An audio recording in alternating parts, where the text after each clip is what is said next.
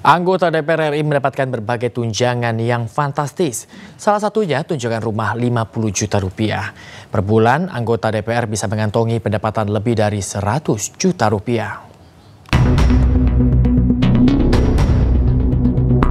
Para wakil rakyat yang duduk di gedung DPR RI mendapatkan gaji dan sejumlah tunjangan yang fantastis. Anggota DPR mendapatkan gaji pokok sebesar 4,2 juta rupiah. Di luar gaji pokok, anggota DPR juga mendapatkan berbagai tunjangan. Tunjangan melekat diantaranya tunjangan untuk istri atau suami sebesar Rp420.000, tunjangan anak Rp168.000, uang sidang per paket sebesar Rp2 juta, tunjangan jabatan Rp9,7 juta, tunjangan beras Rp30.090 per orang, tunjangan PPH mencapai Rp2.699.813. Selain itu, anggota DPR juga mendapatkan tunjangan lain yang meliputi tunjangan kehormatan sebesar Rp5.580.000, tunjangan komunikasi sebesar Rp15.554.000, tunjangan peningkatan fungsi pengawasan dan anggaran sebesar Rp3.750.000.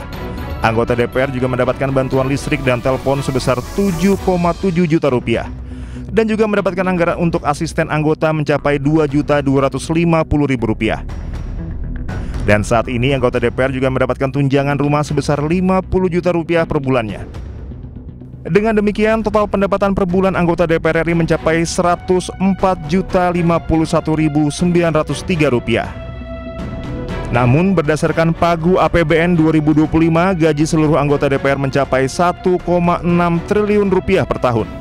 Jika dibagi kepada 580 anggota DPR dan dibagi lagi ke dalam 12 bulan, maka total pendapatan anggota DPR sebetulnya bisa mencapai Rp237,9 juta per bulan. Ini adalah nilai maksimal yang disediakan negara untuk pendapatan anggota DPR RI.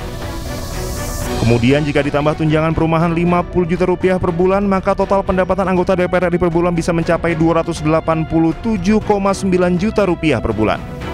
Gaji satu anggota DPR setiap bulan yang belum termasuk tunjangan rumah besarnya 44 kali dari gaji upah minimum Jakarta yang hanya Rp5 juta, atau 101 kali UMR Jawa Tengah yang cuma Rp2.100.000.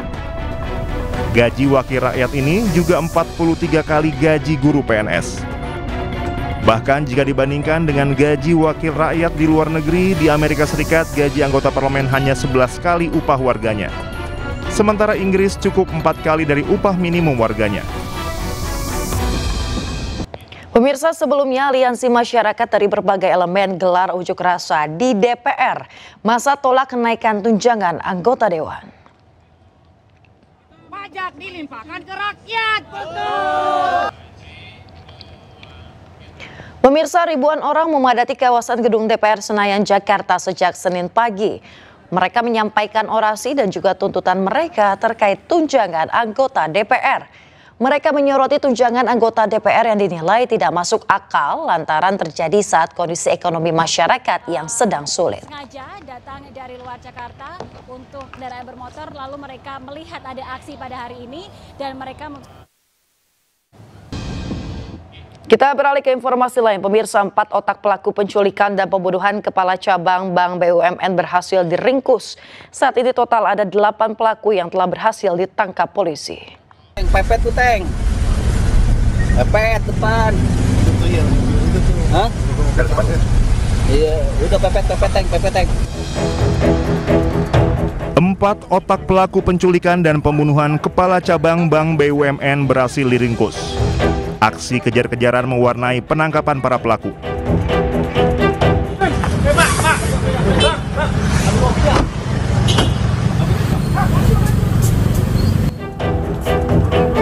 Meski berusaha melarikan diri, polisi berhasil menangkap ketiga tersangka di ruas jalan raya antara Solo dan Jogja. Penangkapan pun berlangsung dramatis dan disaksikan pengendara yang lewat.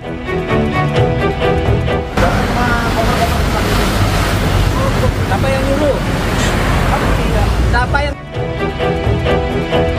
Selain 3 pelaku yang ditangkap di Jawa Tengah, seorang pelaku lainnya berinisial C juga ditangkap di daerah Pantai Indah Kapuk, Jakarta Utara pada Minggu sore.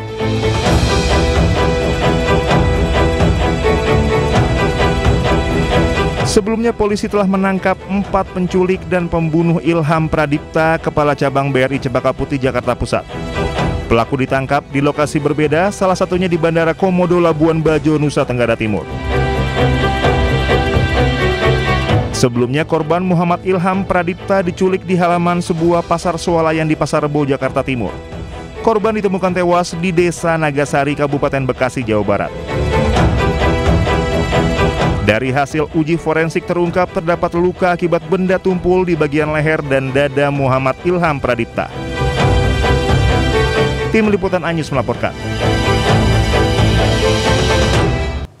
Pengacara salah satu tersangka pembunuhan Kepala Cabang BRI mengungkap kliennya diperintah oknum berinisial F. Selain menculik, F juga meminta tersangka membuang jenazah korban.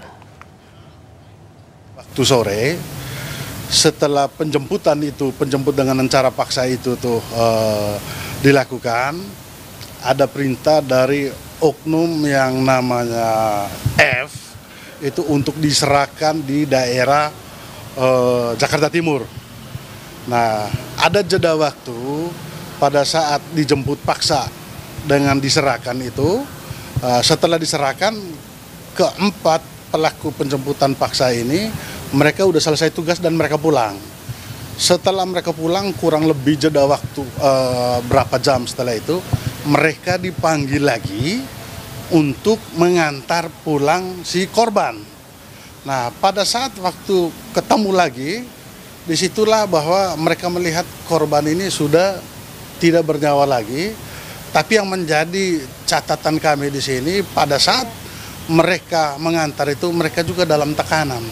Dan mereka salah satu terduga penjemputan paksa ini menyampaikan ke keluarganya bahwa mereka memang baru diperintahkan untuk membuang jenazah. Pemirsa, kebakaran hebat melanda pemukiman warga di Kabupaten Mamasa, Sulawesi Barat, mengakibatkan 3 rumah semi permanen ludes terbakar dengan api.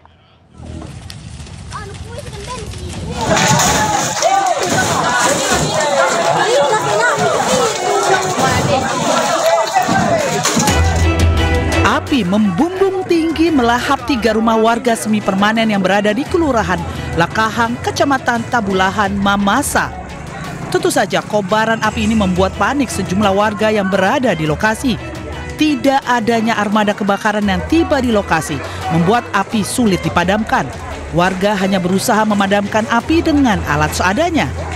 Penyebab kebakaran karena anak yang bermain korek api di sekitar botol berisi bensin hingga apinya terpercik masuk ke dalam rumah dan menyebabkan kebakaran. Satpol PP Kabupaten Mamasa yang menaungi bidang pemadam kebakaran tidak sempat ke lokasi kebakaran guna menurunkan armada kebakarannya lantaran lokasi kebakaran dengan kantor damkar jaraknya sangat jauh sekitar 100 km. Dalam peristiwa ini 3 rumah warga semi permanen dilaporkan hangus terbakar beserta seluruh isinya. Beruntung tidak ada korban jiwa dalam peristiwa ini, namun kerugian ditaksir mencapai puluhan juta rupiah. Kecelakaan melibatkan mobil dinas Kapolres Mandailing Natal, Sumatera Utara dengan sepeda motor yang dikendarai seorang pelajar. Akibat kecelakaan, pemotor meninggal dunia.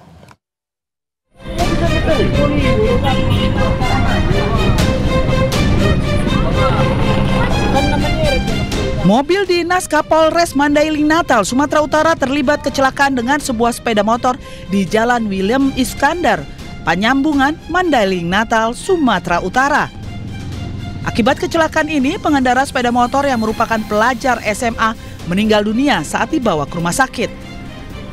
Teman-teman korban termasuk pihak kepolisian mendatangi rumah duka untuk bertakziah. Kejadian bermula saat mobil dinas yang dikendarai sopir Kapolres Bribda AK bermaksud menjemput Kapolres, namun di perjalanan mobil menabrak sepeda motor yang dikendarai korban FA usia 16 tahun. Bahwasanya mobil dinas yang dikemudikan oleh driver Kapolres, di mana saat itu driver Kapolres akan ke Polres Mandailing Natal atau ke Mako untuk menjemput Kapolres. Namun saat di Jalan Lidang terjadi kecelakaan.